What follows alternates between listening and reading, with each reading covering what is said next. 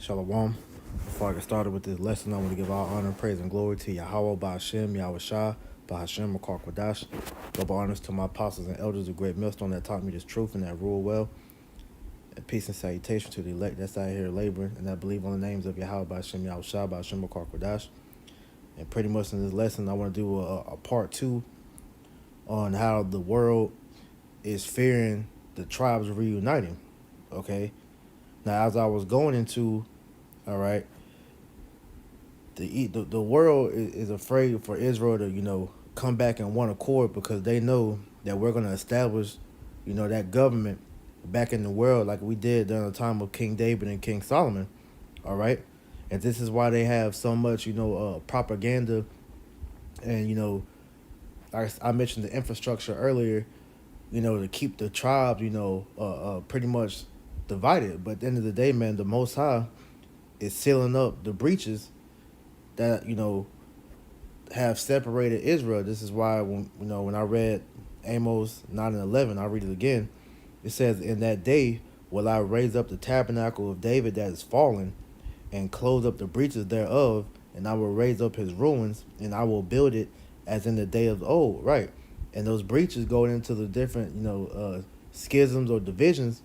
All right, they're being covered up, man, because the tribes are coming back together. Because when you go back into the kingdom, during King David, okay, and that was passed on to King Solomon. All right, the tribes were one. All right, the nation didn't get split until after King Solomon died, and they got split between his sons Rehoboam and Jeroboam. All right, but as in the days of old, man, Israel was one kingdom, and that's what the Lord is ultimately bringing back. This is why you're seeing the northern kingdom and the southern kingdom coming back and teaching together, man.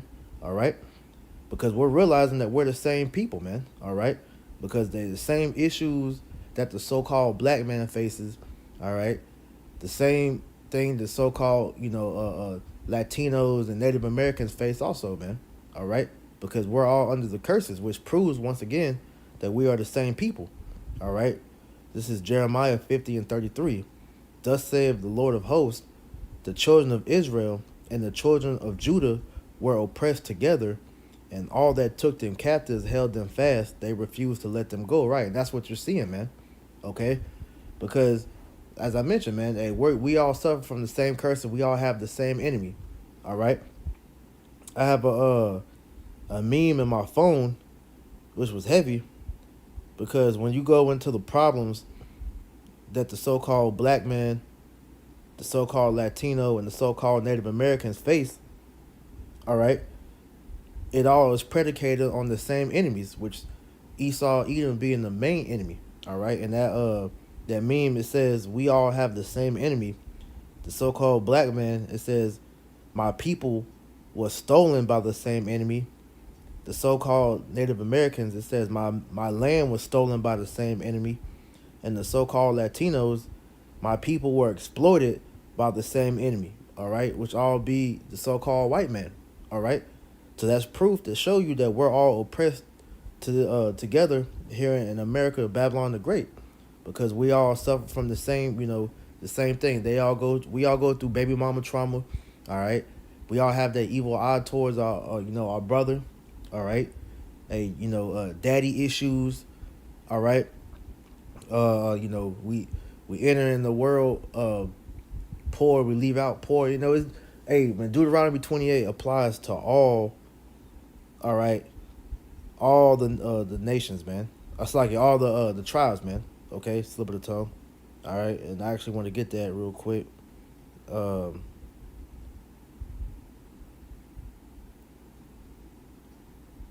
Bear with me. This is Deuteronomy chapter 28, verse.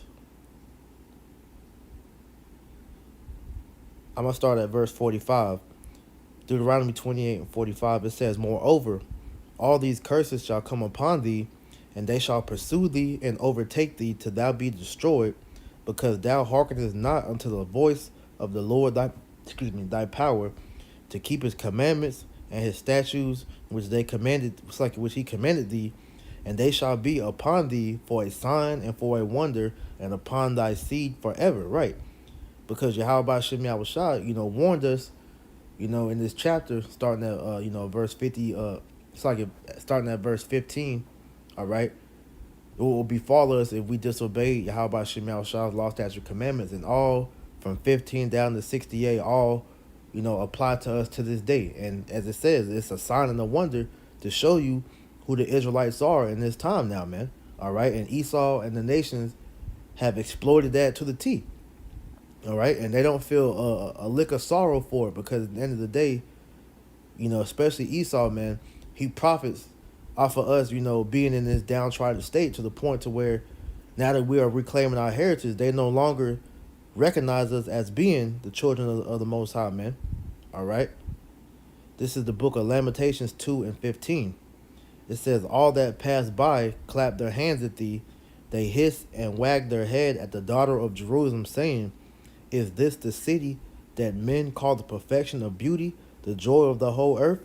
Right, because when you see the so-called Negro, Latino, Native Americans, all right, the man and the woman, they both are a disgrace, to how we used to be, man. All right, because here it goes. We went from being a noble people to, like it tells you in Jeremiah, I believe that's 2. That's right. Let me get that real quick.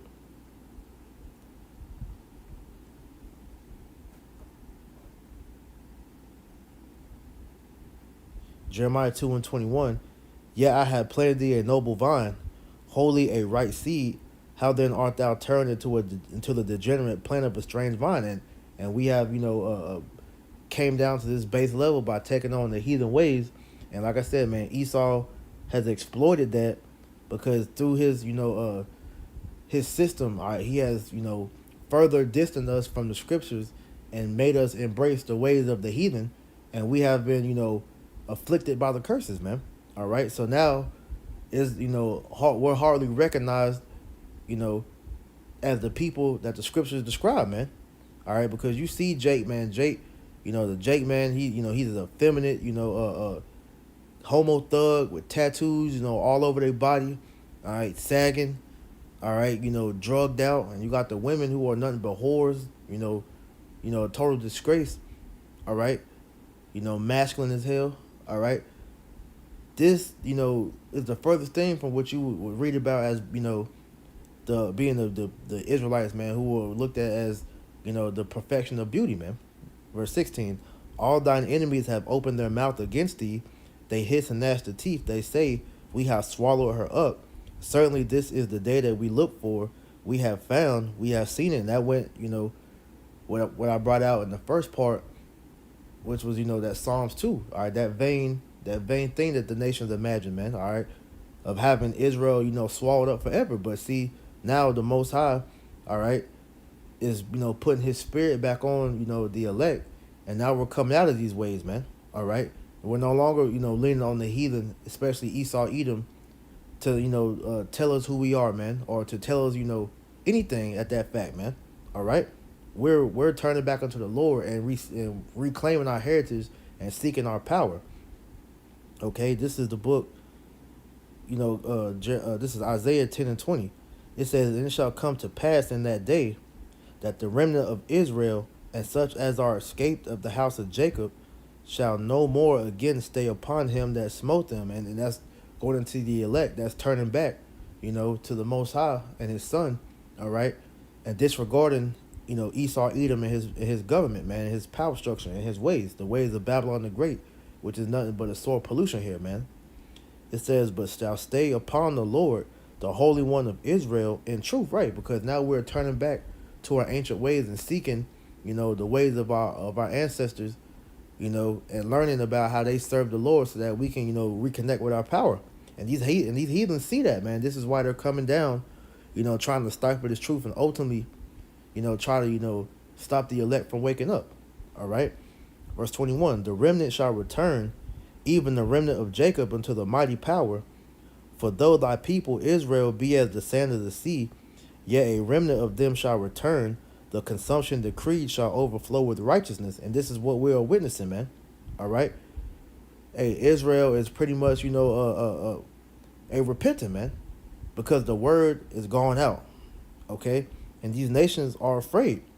All right, because they know that great army is rising up, and the Lord is about to, raise up His men to take down Esau. Because as we know, man, the Lord is going to use, Israel, as His battle axe, as it tells you in Jeremiah 51:20, to bring the nations down, man. We're going to contribute to destroying Esau, and we're going to put you heathen in line, man. All right, because once the Israelites come together, all right, we're an unstoppable force. This is why Esau has put all this money to keep us separated, man. All right. Isaiah 11:13. It says, "The envy also of Ephraim shall depart, and the adversaries of Judah shall be cut off. Ephraim shall not vex Judah." It's like Ephraim shall not envy Judah, and Judah shall not vex Ephraim. But they shall fly upon the shoulders of the Philistines toward the west, and they shall spoil them of the east together. They shall lay their hand upon Moab of Edom and Moab, and the children of Ammon shall obey them. Right, because we're going to put that authority back in the earth of why you nations should fear the house of Israel, man. All right, because we're no longer going to, have that evil eye towards our brother, man. Hey, the tribes are going to have that brotherly love again, man. All right. Hey, Ephraim, which represents the northern kingdom, and Judah, which represents the southern kingdom. Hey, we're going to have that love like we did of old, man. All right. And this is what these heathen ultimately hate. Because when you got the Israelite men coming together in unity, that's what, Esau fears the most. Because these nations understand, man, when we're back in our full strength, man, we are a force to be reckoned with. And none of you nations are going to be able to hold a candle to the power that we're going to have, man. All right? And best believe, hey, man, the Most High is going to let us get busy on you damn devils, man. And you rest of you heathen. Because payback is a motherfucker, man. All right? Zechariah 9:13. Matter of fact, before I even get that, that's that house of David being brought back together, man. All right? I'm going to read this one more time. Amos 9:11. "In that day will I raise up the tabernacle of David that is fallen, and close up the breaches thereof, and I will raise up his ruins, and I will build it as in the days of old, that they may possess the remnant of Edom and all the heathen which are called by my name, saith the Lord that doeth this." Right, and this is why these heathen are afraid, because we're gonna put a foot up your ass, man. All right, for all the atrocity that you have done unto all the tribes, man. All right, not just the so-called black men. All right, because you got Judah that'll take pride of, oh yeah, we was on the slave ships and da da da, but forgetting, hey, the northern kingdom actually, encountered Esau first. They were actually the first ones to get put on the boats, man. All right, how you think they got to all them different islands, man? All right, Puerto Rico, Haiti, Dominican Republic, these different islands or whatever, because they were on them boats first, man. But hey, at the end of the day, the Lord is gonna close up those differences. All right, and together we're gonna rule the heathen. All right, and we're gonna possess Esau and the other nations as slaves. All right, and bring them back unto the land of Israel. And begin that slave trade, man. All right, because the nations have to pay for what they've done. But before that happens, man, the Most High has to bring back the nations together. It's like the nation of Israel together. All right, and that's gonna happen whenever He returns and beams up all the elect, into the chariot. And then once we come down, off the chariot, like it tells you in Revelation 21, all right, then we're going to start, going throughout the world, beginning that new, that real new world order, man. All right, rounding you devils up into slavery, all right, putting chains upon you elites and you other nations, all right, and bringing you back to the nation, to the land of Israel, to go ahead and have you heathens start building up our kingdom. All right, Isaiah 14:1.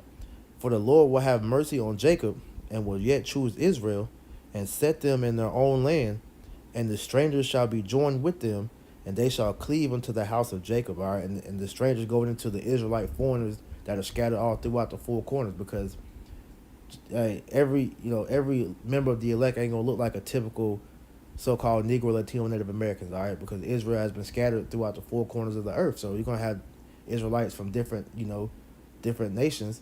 All right, they may look like a Moabite or a Edomite, Elamite, a Hamite or whatever, but that's all still going to be Israelites because they have the spirit of an Israelite, man. All right, and the proof of that, real quick.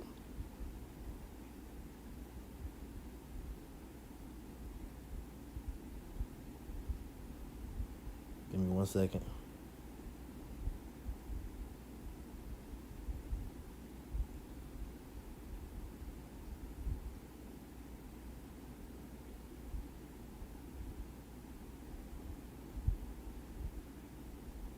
All right, this is the book of Revelation, chapter 5, verse 9. All right, it says, I'm going to actually go up a verse. We'll go to verse 8. It said, and we had taken the book, the four beasts and the 24 elders fell down before the Lamb, having every one of them harps and golden vials full of odors, which are the prayers of the saints. And they sung a new song, which the new song being the song of Moses. All right. Thou art worthy to take the book. Salaki, no, that's not the one I want. Salaki.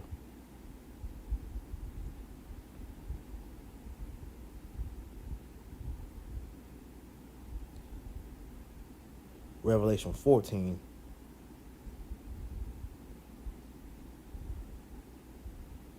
Yeah, Salaki, Revelation 14 and 5. Okay.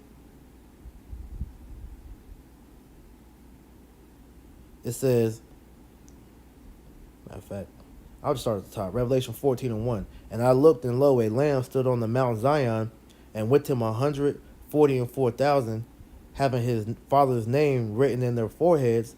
All right, going into the elect. All right, that have this truth. It says, and I heard a voice from heaven as the voice of many waters, and as a voice of a great thunder.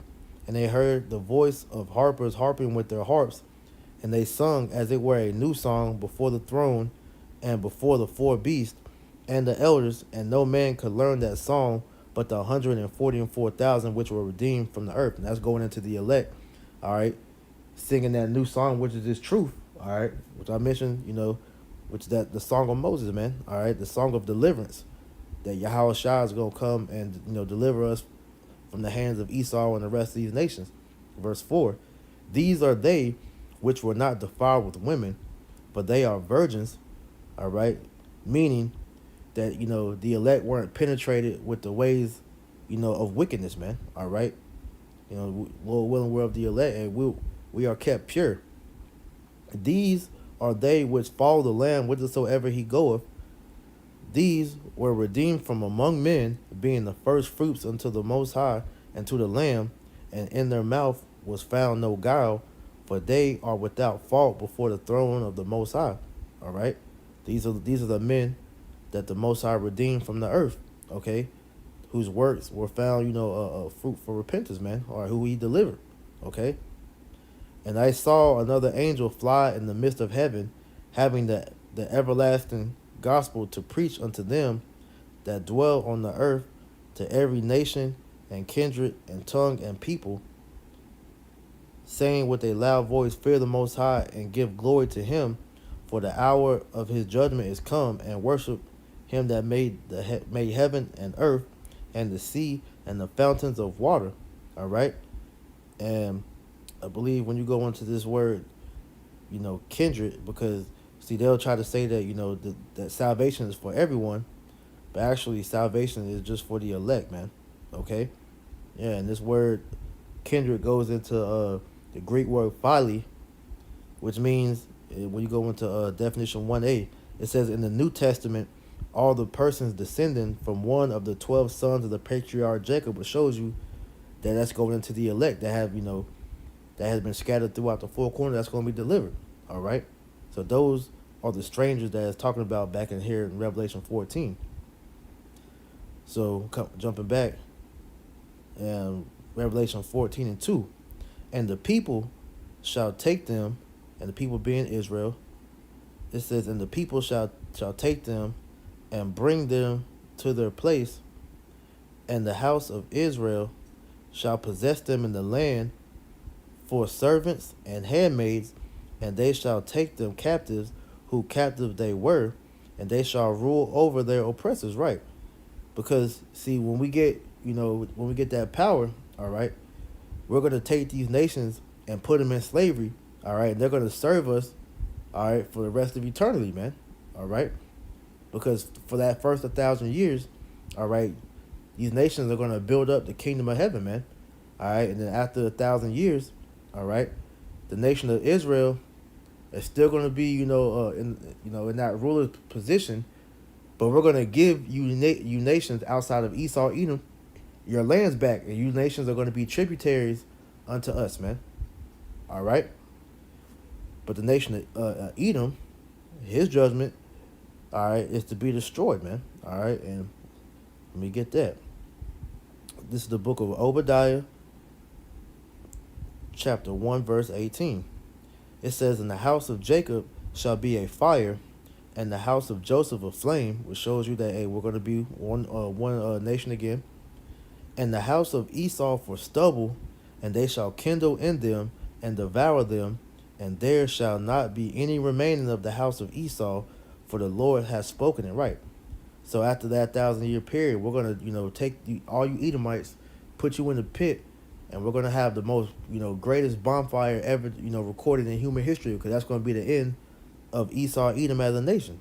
All right, and then once they're gone, all right, verse 19, "And they of the south shall possess the mount of Esau, and they of the plain the Philistines, and they shall possess the fields of Ephraim and the fields of Samaria, and Benjamin shall possess Gilead." So, hey, we're gonna, possess the land of Esau, because he's no longer gonna need it, because he ain't gonna be here anymore, man. All right, and these things that we're bringing out, these facts that the scriptures are pointing out, what's future prophecy, is what the heathen face, that they're afraid of, man. All right, because they don't want, that they don't want these prophecies to take place, because ultimately they're afraid of being, put in slavery, man. They're afraid of Israel recompensing them for all the atrocities that you've done unto us, man. But that's a righteous payback, man. Okay. So I just want to, bring it out through the Spirit, man. Lord willing, this lesson was edifying unto the flock. All right. I want to give all honor, praise, and glory to Yahweh, Ba'ashem, Yahweh Shai, Ba'ashem, Makarkwadash. Double honors to my apostles and elders, the great millstone that taught me this truth and that rule well. And peace and salutation to the elect. Until next time, I say shalom.